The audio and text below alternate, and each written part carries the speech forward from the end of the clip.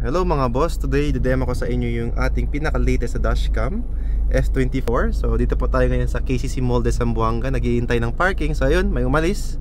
So as you can see mga boss, nakaka-detect siya ng mga kotse. Yan. Tapos mga boss, ito ngayon, pag nag-reverse tayo, automatic yan siya mga boss na magkakaroon ng reverse guideline. So pakita ko sa inyo ngayon mga boss habang ginagawa natin siya. Yan. Reverse tayo mga boss. Yan, automatic yan siya mga boss. Ganyan, automatic siya. So available to yung mga boss sa shop natin sa Zamboanga branch dito sa Santa Maria.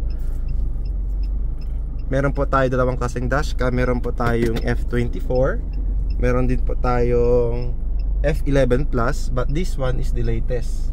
Ito po yung aming best seller. Yan. As you can see here mga boss, every time mag-reverse kayo, automatic yan siya.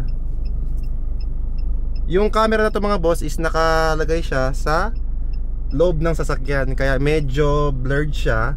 Kapag sa labas to mga boss, much more clearer siya. Yan. So yun, successful ang parking natin mga boss. Very easy kasi may nag-guide sa atin. So pwede din kayo mag-swipe mga boss. Ganyan. Ito sa front cam, pwede nyo adjust up and down. Ganyan, automatic mga boss. Swipe again. Yan sa likod. Park natin. Yan. Sobrang linaw niyan mga boss kasi yung sa front is 4K quality, tapos 1080p yung sa likod. Every 2 or 3 minutes po yung recording niya. Tapos you have your wifi, time, date. Yan, nakaka-detect ng mga kotse mga boss. Pag malapit na yung kotse, red na yung box niya. Depende po yan sa ano. May mga sensor din to mga boss. Ito yung mga sensor niya. Meron siya mga ADAS. Yan, may mga smart driving and other more features. So for more information mga boss, visit our shop. Dito lang po tayo sa Zamboanga City po, Governor Ramos. Malapit po sa Calle 7, former Zamboanga White po. Yun lang mga boss. Thank you very much. Peace.